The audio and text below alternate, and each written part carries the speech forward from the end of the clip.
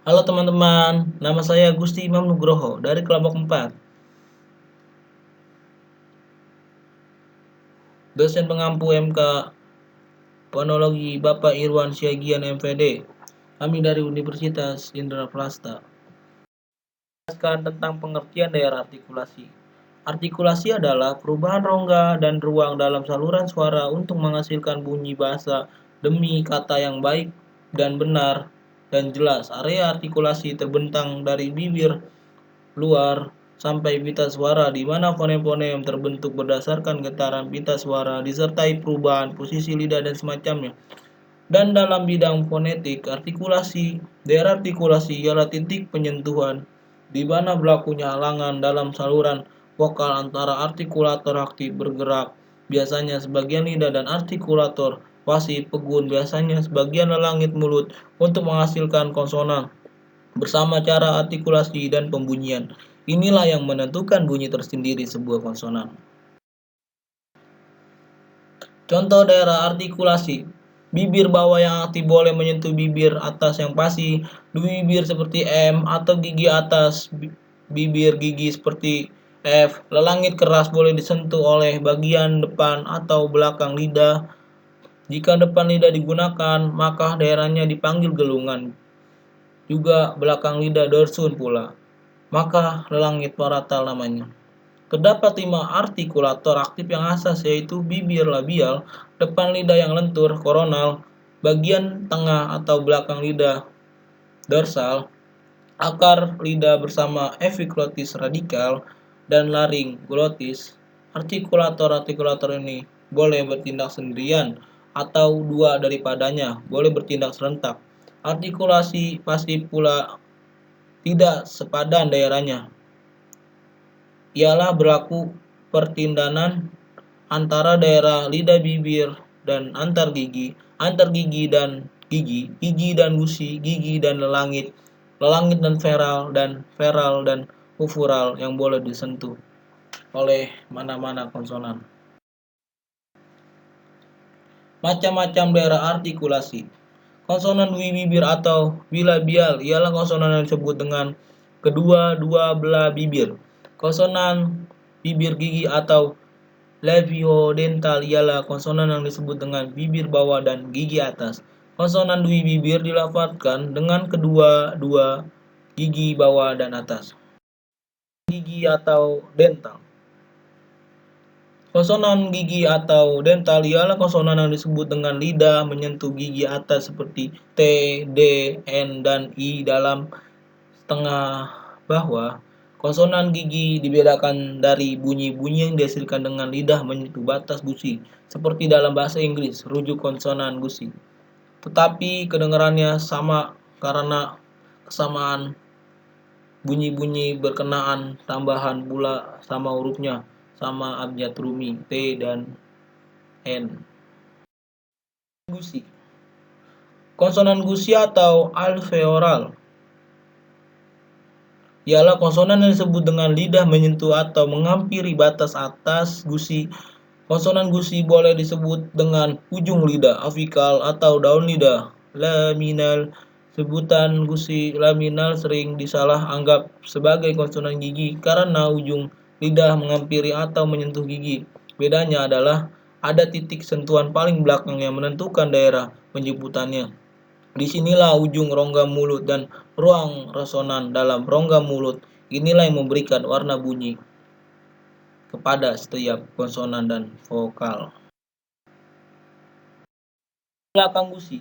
Konsonan belakang gusi atau frontal veoral ialah konsonan yang disebut dengan lidah mendekati atau menyentuh belakang batas gusi, yaitu lebih di belakang mulut daripada konsonan gusi yang disebut pada batas gusi itu sendiri, tetapi juga di hadapan lelangit, daerah artikulasi bagi konsonan lelangit.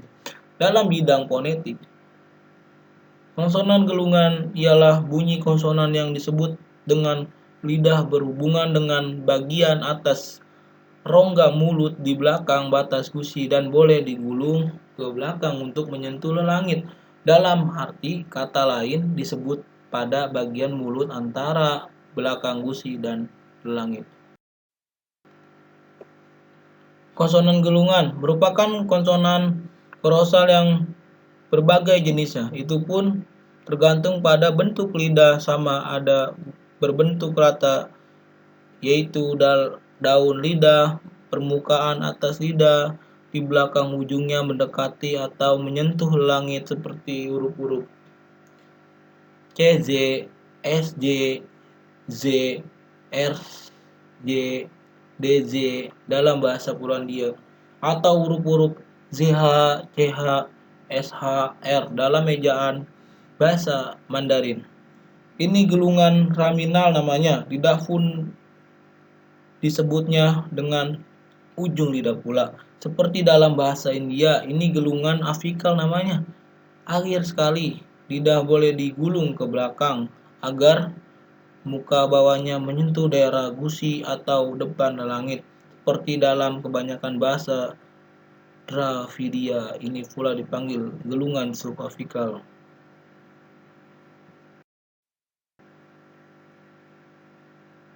Konsonan langit. Konsonan langit atau palatal ialah konsonan yang disebut dengan anggota lidah dinaikkan ke langit keras. Bagian pusat langit mulut, konsonan yang dihasilkan dengan ujung lidah pada langit dipanggil gelungan. Jenis konsonan langit yang paling banyak digunakan ialah konsonan malaran tak geser, yaitu salah satu daripada 10 bunyi yang paling banyak digunakan dalam segala bahasa dunia. Tidak lupa juga konsonan sengaun yang tidak kurang bilangannya, yaitu terdapat dalam kira-kira 35% bahasa-bahasa di dunia. Dan dalam kebanyakan bahasa tersebut, opturon padanya bukan letusan C, sebaliknya letusan T. Cuman sebilang kecil bahasa Eurasia Utara, benua Amerika, dan Afrika Tengah membandingkan letusan langit dengan letusan belakang gusi. Contohnya bahasa-bahasa Ungarania, Czech, Slovak, dan Albania. Konsonan feral ialah konsonan yang disebut dengan bagian ke belakang lidah dorsun menyentuh langit lembut, yaitu bagian belakang langit mulut, juga dikenali sebagai velum. Memandangkan daerah vela di langit agar luas dan pergerakannya, dorsun pura tidak seberapa persis, maka konsonan feral mudah mengalami asimilasi, yaitu sebutannya teranjak ke belakang atau ke hadapan. Bergantung pada sifat bunyi vokal, sebelum dan selepasnya konsonan feral dianjakkan ke hadapan dengan sendirinya sebelum disusuli vokal hadapan, yaitu dipalatalkan suara atau sepenuhnya, atau dianjakkan ke belakang sebelum vokal belakang. Konsonan ufural. Konsonan ufural ialah konsonan yang disebut dengan belakang tongwe menghampiri atau menyentuh fura, yaitu lebih di belakang mulut berbanding konsonan feral. Konsonan ufural berupa entian, geseran, sengawan, getaran, atau malaran tak geser, namun abjad fonetik antar bangsa IVA. Tiada aksara khusus untuk malaran tak geser tersebut. Sebaliknya digunakan aksara geseran bersuara. Konsonan letusan ufural memang boleh dihasilkan, tetapi jarang didengar, yaitu di sebilangan logat bahasa Jerman Selatan dan juga sebilangan kecil bahasa Afrika dan pribumi Amerika. Letusan ufural ejektif juga terdapat dalam penghasilan entian ufural dalam bahasa-bahasa Iloid dan Georgia. Faring merupakan suatu bagian daripada tegak yang terletak di belakang mulut dan hidung dan di atas saluran esofagus dan laring, yakni tiup-tiup yang menurun ke perut dan paru-paru. Faring adalah organ yang ditemui dalam dua hawiwan jenis vertebrata, dan invertebrata. Meskipun struktur atau binaannya tidak sama pada semua spesies. Faring dalam bahasa manusia merupakan sebagian dari sistem pencernaan dan juga zon konduksi sistem pernapasan yang juga termasuk hidung, laring, trakea, saluran pernapasan, dan bronkiol dengan fungsi mereka menapis, memanaskan, dan membasahkan udara serta mengalirkannya ke dalam paru-paru. Faring membentuk sebagian dari tegak terletak di belakang hidung, mulut, dan di atas esofagus dan laring. Faring manusia lazimnya dibagikan kepada 3, nasofaring, orofaring, dan laryngofaring. Ia juga penting dalam vokalisasi. Epiglotis. Epiglotis ialah sejenis sifatan rawan elastik yang ditutup dengan membran bermukus yang melekat kepada rongga masuk laring. Ia menghala secara tidak langsung di belakang lidah dan tulang hyoid. Menunjukkan ke belakang, ia kekal terbuka semasa bernapas, membolehkan udara masuk ke dalam laring. Semasa menelan, ia menutup untuk mencegah aspirasi, memaksa cair atau memakan ditelan untuk pergi sebaliknya ke arah esofagus. Oleh itu, epiglotis ini berfungsi sebagai suatu injaf, itu mengalihkan haluan tegak sama ada ke dalam trakea maupun esofagus.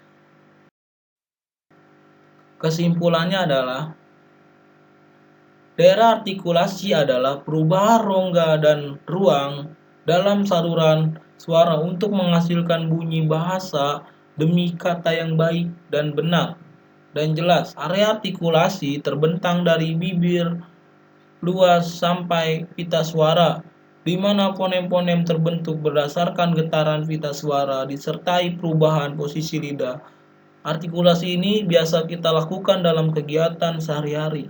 Dan dalam fonetik artikulatori, tempat artikulasi konsonan adalah titik kontak di mana obstruksi terjadi pada saluran vokal antara gerakan artikulatoris, artikulator aktif, dan lokasi pasif seiring dengan cara artikulasi dan monasi itu memberikan konsonan suara yang khas. Sekian dari saya. Assalamualaikum warahmatullahi wabarakatuh.